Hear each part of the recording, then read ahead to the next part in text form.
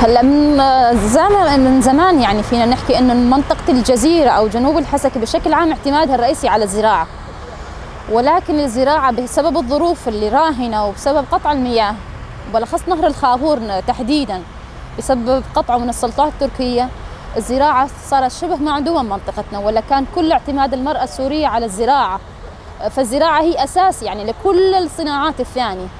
أما المرأة بشكل خاص يعني فيها بيته انه تنشئ هذا الاقتصاد اللي خاص بيه، يعني على القليله انك تكتفي ذاتيا وما تحتاج لحدا غيرها، لو تزرع شجرات صغيرات ببيتها تكتفي ذاتيا.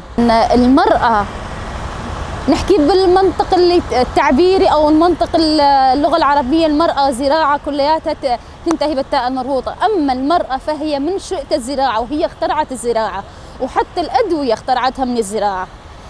فمن هالمنطلق هذا نعرف أن المرأة هي اللي اخترعت الزراعة وأسست إلها كيان خاص أنه تنشئ حالها عن طريق الزراعة، توفر خدماتها، توفر لأولادها، توفر لمجتمعها، لو شيء جزء بسيط أنه ما تحتاج لحدا. يعني عندنا زراعة تقريبا زراعة منزلية، خضروات، ما أقول لك أنه مثل المناطق الثانية، ولكن زراعة بسيطة، خضروات أو قطن أو قمح.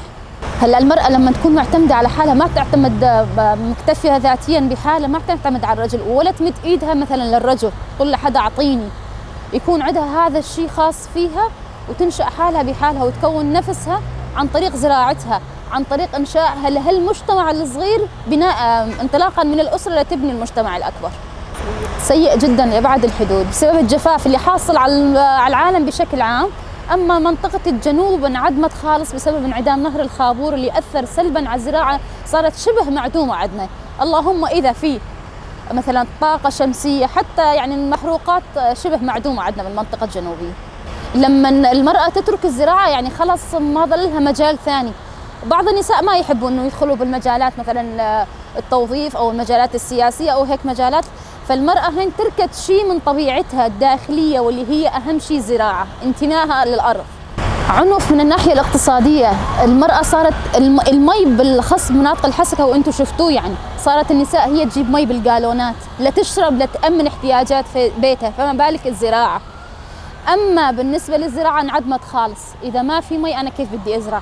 وهذا الشيء أثر عليها نفسياً واجتماعياً واقتصادياً. أكيد هذا حق مشروع لأهل المنطقة الجنوبية، إن كان زراعياً ولا اقتصادياً ولا حتى سياحياً. يعني المنطقة انعدمت بشكل عام بسبب انقطاع نهر الخابور، وحتى صار مكب نفايات عفواً لهالتعبير، ولكن يعني حتى سياحياً وأثر على منظر المنطقة الجنوبية بشكل عام. ناشد الحكومة السورية أنه تسعى عن طريق الحوار من أجل إرجاع نهر الخابور. والله وضع الزراعة عندنا معدوم جدا. السبب الرئيسي هو المياه غير صالحة للزراعة خالص. الأبيار تجي مالحة، تحطين وتتعبين وتزرعين، أما كلياته صفر معدوم، يعني ما تلاقين منتوج خالص، لا خضرة ولا حنطة ولا أي شيء كان.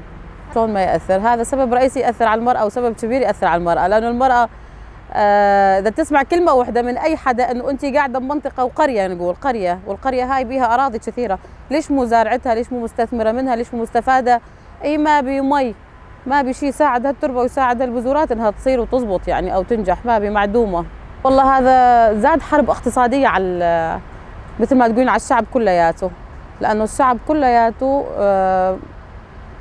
يعني يستنى مثل ما تقولين الأراضي الزراعية كلياتها تستنى المحاصيل، لحتى ما عنده شيء عايش على هالمحصول، وما إجا محصول وضعه صفر. أكيد أكبر عنف على الأرض وعلى المرأة وعلى الأطفال وعلى كل شيء. من الدول البرة تركيا، كونه هي اللي محتكرة المي عندنا إحنا كوضع وكسوريا وكمنطقة الجزيرة خصنا، نتمنى إنه الشيء هذا ينحل. نتمنى، هو ما بحلول بس نقول بلشي تنحل.